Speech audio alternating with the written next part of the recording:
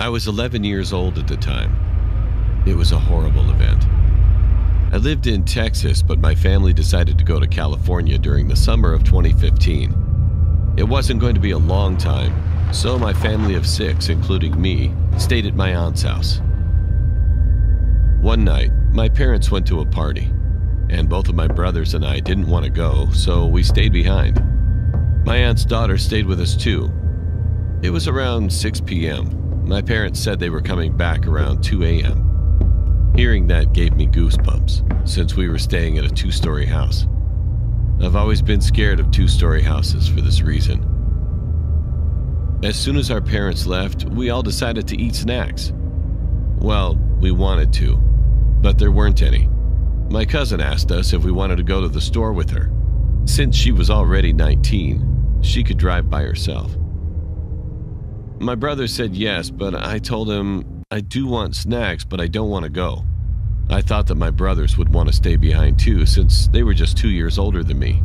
But instead, they just said, okay. They all left without me. I was all alone. 15 minutes in, I was sitting on the couch playing on my iPad. Suddenly, I heard a sound coming from upstairs. I decided to check what it was, but as soon as I started to go up the stairs, a glass cup fell down the stairs. I ran to my uncle's room and hid inside the closet. After 2 minutes of hiding, the lights in the room started flashing. I could see it from the crack under the door. I wanted to text my brother, but I left the iPad on the couch. Soon after, I heard another sound from upstairs. Well, that's how I knew that whatever was doing all the scary stuff was definitely upstairs. I decided to run out of the house, and then try to ask the next door neighbors to let me into their house for a bit. But before I could, I checked the upstairs window when I got outside, and I saw a figure in one of the rooms. It was a clear image since it was barely 7 p.m. The figure was definitely the creepiest thing I've ever seen in my life. I saw a woman with a black dress. She was pale and had dark eyes. It was as if she accidentally messed up her makeup and got black makeup all around her eyes. She also looked kind of like a nun. I stood there, watching her for like 10 seconds. And then I saw a car driving in from the side. I moved near the garage and the car came closer. It parked at the house. I realized it was my cousin with both of my brothers. I was relieved. They asked me why I was outside, and I said I wanted to take a picture of the house from outside. I didn't tell them the truth. They didn't realize I didn't have my iPad when I said this. Once we got inside the house, I followed them upstairs. I was obviously behind them since I was scared. Nothing happened the rest of the day until that night. It was 10 p.m. It was raining. I just wanted to see the thunder, so I moved the curtains to look out the window. A bit of light came in because of the lightning. And that's when I saw it again. The figure was in the neighbor's parkway, just staring at the house. I will never forget that night, no matter how hard I try. Sometimes, while I'm having fun, I'll stop and remember, and the thought always ruins my day. The thought that the woman from that night might always be out there looking for me.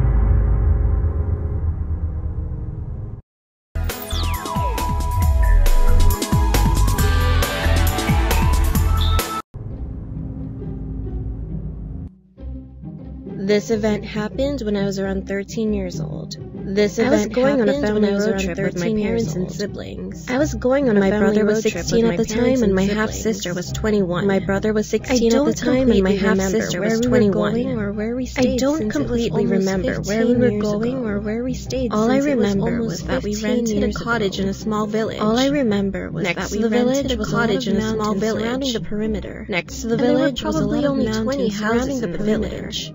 And there were probably only 20 houses in the village that was big enough next to the cottage was and to the right of the little lake big enough to kayak in. And to the right of the little lake, the shed was very old. And its ceiling had been poorly repaired. The shed was very old. There was ivy growing all over it. Although there was not growing scary, over it. The door was wide open, this may not and the seem place scary. We were staying at, the door was wide open, with a really and the place we were staying at was all fenced off. This probably meant that no one would be able to come into our property. This probably meant that no one would be able to come into our property. My brother and I decided to check it out that same day. Nothing else to do other than swim in the lake before dinner. We had nothing else to do other than swim in the lake before dinner. Meaning it would get dark much earlier. This happened in the winter. Meaning it would get dark much earlier than in the summer.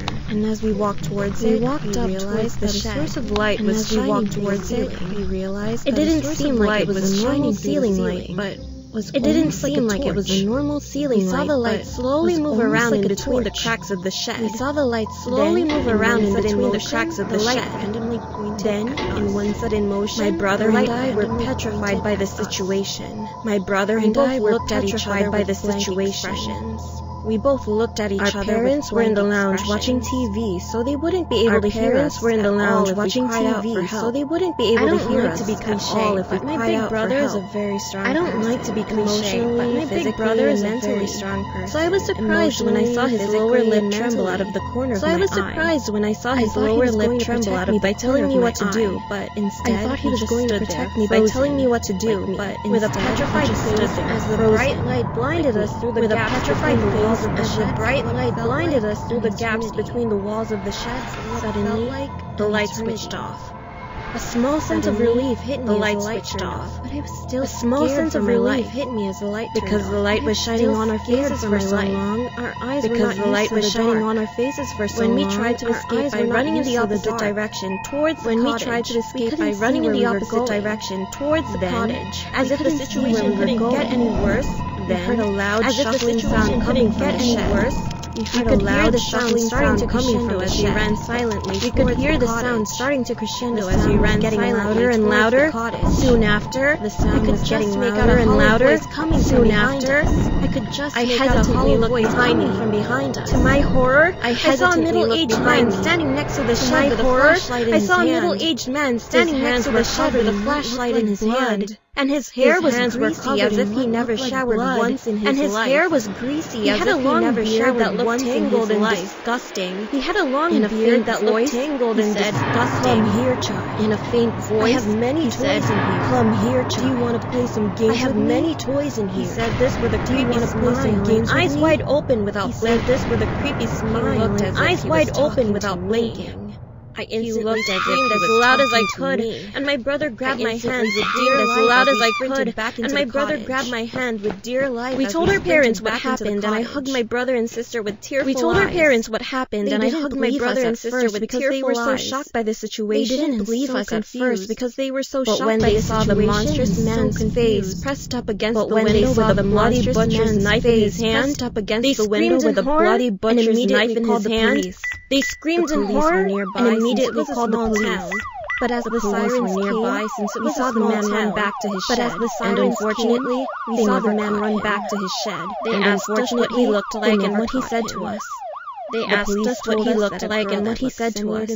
And was roughly the same age as the girl that was murdered last month because roughly the same age as the shed was murdered last month because I can't imagine what would have happened if we stayed in a busy town that weekend. I can't imagine what would have happened if we stayed in a busy town that weekend. I am now scared to go near sheds after that incident, and I am now scared to go near sheds after that incident. A situation like this has not happened since, but I really hope that situation like this has not happened being chased by the police. But I really hope that because those few moments being chased by the police for life. Because those few moments scarred me for life.